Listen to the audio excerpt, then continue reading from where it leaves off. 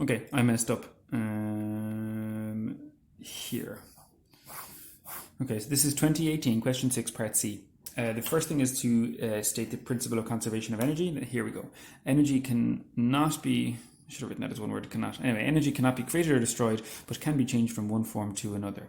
Part 2 was what is meant by the center of gravity of a body, the point where gravity appears to act. That's your center of gravity. Then on to part 3, where we've got to calculate how high above the ground Ashton can get, right? So ignoring this because I messed up. We know his initial speed. We know his final speed. So not all of his speed, his initial kinetic energy, was transferred into potential energy. They do mention elastic potential energy in the pole. I don't know the formula for that, but we don't need to because we're going eventually to potential energy, which is mgh anyway, so that's okay. So not all of his speed was gone into kinetic energy. So what we've got to think about is that there is, ignoring that, but I'm going to push that up out of the way so you can just see here. All right, we got Ashton down here. He's moving with some kinetic energy, okay? And then sometime later he is up here moving with less kinetic energy. Okay, let's just show you with vectors. It's big and it's small, and in between that there was an up as well. So this kinetic energy is less. So the change in kinetic energy got changed into potential energy, okay, gravitational potential energy, mgh. So what I need to do, can we still see that? You can. All right. So how I messed up a minute ago, I'll show you. I just subtracted the speeds. I did half m times the difference in the speed, but it's not the difference in the speed, it's the difference in the kinetic energy. And that got me the wrong answer. So maybe some of you did that too.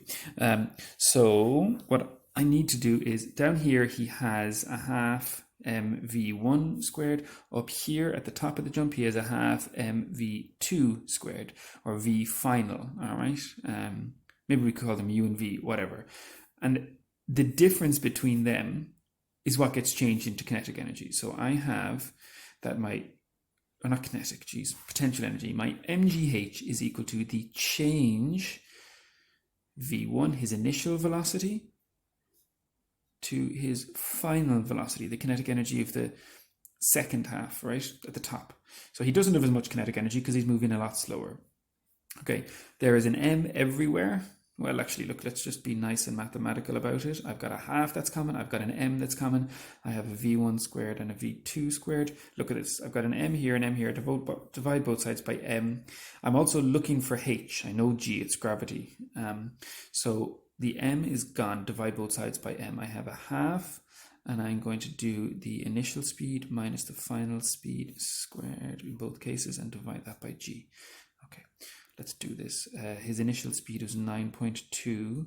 His final speed is 1.1. And I'm going to divide by 9.8. So a half multiplied by 9.2 to be squared minus 1.1 to be squared. Close the bracket.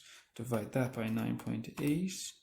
And I get an answer of 4.25664. Okay, so the height that he reaches is 4.26 meters. Okay, this is going to be a bit of a long one. Draw a diagram to show any forces acting on Ashton when he is at the highest point as shown in the photograph. What's that photograph? Yeah, grand. So he's up at the top. Draw a diagram to show any forces.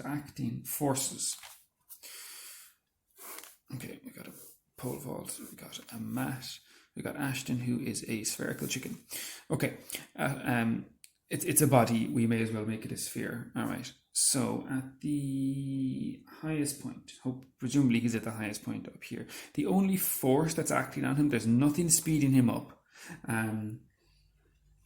his highest point.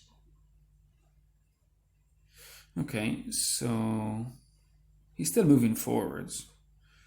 I'm going to call this Fg for the force of gravity.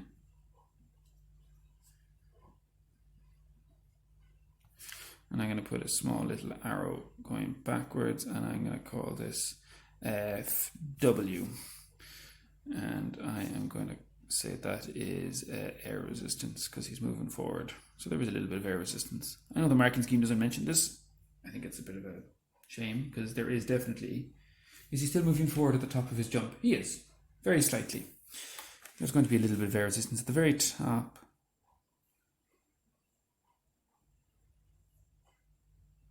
Yeah, you can maybe debate me. Meet me in the comments. See you there.